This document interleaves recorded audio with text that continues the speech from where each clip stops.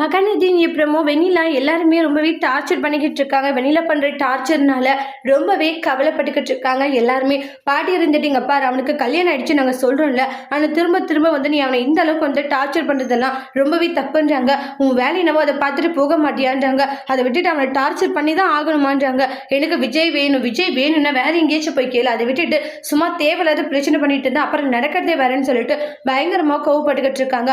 நானும் பார்த்துக்கிட்டு தான் இருக்கேன், ரொம்ப தான் ஓவரா போய் இருக்க விஜய் விஜய்னு சொல்லிட்டு ஏற்கனவே அவனுக்கு கல்யாணம் ஆயிடுச்சுன்னு சொல்றேன்ல, காதலே போட்டுக்க மாட்டியா நீன்றாங்க. விஜய் சந்தோஷமா இருக்கணும்னு நீ நினைச்சேன்னு தயவு செஞ்சு விஜயோட லைஃபை விட்டு போறதுதான் உனக்கும் நல்லது, எல்லாருக்கும் நல்லதுன்றாங்க. அதை விட்டுட்டு தேவையில்லாத விஷயங்களை பண்ணிக்கிட்டு இருக்கன்னு சொல்லிட்டு பயங்கரமா சண்டை போட்டுக்கிட்டு இருக்காங்க.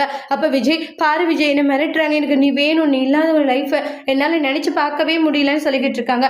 நினைச்சு பார்க்க முடியலன்னு எங்கேயும் ஒன்று போ, அதுக்கே ஏன் பேரன் தான் கிடைச்சானோ அப்படின்னு சொல்லிட்டு பாட்டி ஒரு பக்கம் கத்திக்கிட்டு இருக்காங்க. தாத்தா இருந்துட்டு இங்க பாரு, கொஞ்சம் பொறுமையாரு, ஏன் இப்படி கோவப்பட்டுக்கிட்டு இருக்க, கோவப்படாது வேற என்னங்க பண்றது, சும்மா தேவையில்லாத விஷயங்களை பேசிட்டு இருக்கா, நான் சொல்லிட்டு இருக்கிறது கொஞ்சமாச்சும் அவளுக்கு புரியுதா பாருங்கன்னு சொல்லிட்டு பயங்கரமா கோவப்படுறாங்க. விஜய் உங்க பாட்டி இந்த அளவுக்கு கோவப்பட்டு பேசுறதெல்லாம் விஜய் நினைச்சு ரொம்ப கவலைப்படுறாங்க.